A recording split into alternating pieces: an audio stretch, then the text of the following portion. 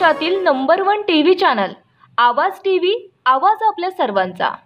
धुळ्यात काही दिवसापासून थंडीचा कडाका चांगलाच वाढला असल्यामुळे याचा जनजीवनावर चांगलाच परिणाम झाला आहे। या कडाक्याच्या थंडीचा परिणाम नागरिकांवरच नव्हे तर जनावरच देखील होताना दिसून येत आहे। त्यामुळे दुभत्या जनावरांच्या मालकांना जनावरांची काळजी घेण्यासाठी मोठी कसरत करावी लागत आहे। गाई म्हशींना या थंडीचा परिणाम जाणू नये आणि त्यांच्यावर त्यांचा परिणाम होऊ नये यासाठी मालकांतर्फे काळजी घेतली जात आहे। गोंडपाट अंगावर टाकून गाई व म्हशींना थंडीपासून वाचवण्याचा प्रयत्न हा केला जात आहे।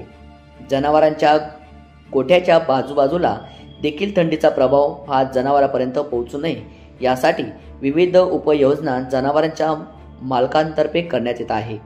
गोठ्याच्या बाहेरच बाजूला देखील आवरण लावून थंडीचा प्रादुर्भाव रोखण्याचा प्रयत्न करण्यात येत आहे। याचाच आढावा घेतला आहे आमचे संदीप त्रिभुवन यांनी।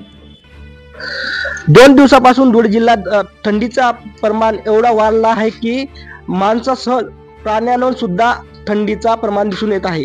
आपण बघू शकता की शेतकरी आपल्या प्राण्यांना बचावण्यासाठी त्याच्यावर काही उपाययोजना करत आहेत।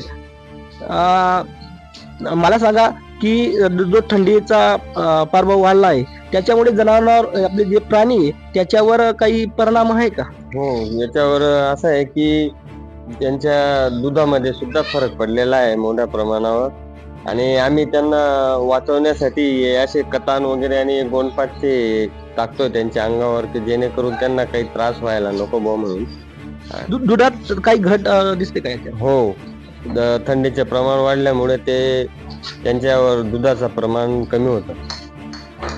नक्कीच की जे थंडीचं प्रमाण आहे त्याच्यामुळे जे आपले म्हशी असो गाई असो त्याचा दुधाचा प्रमाण हा कमी होतो। आवाज टीव्ही साठी संदीप त्रिभुवन, धुळे। रोजच्या ताज्या घडामोडींसाठी आवाज टीव्हीला सबस्क्राईब करा आणि बेल आयकॉन प्रेस करा।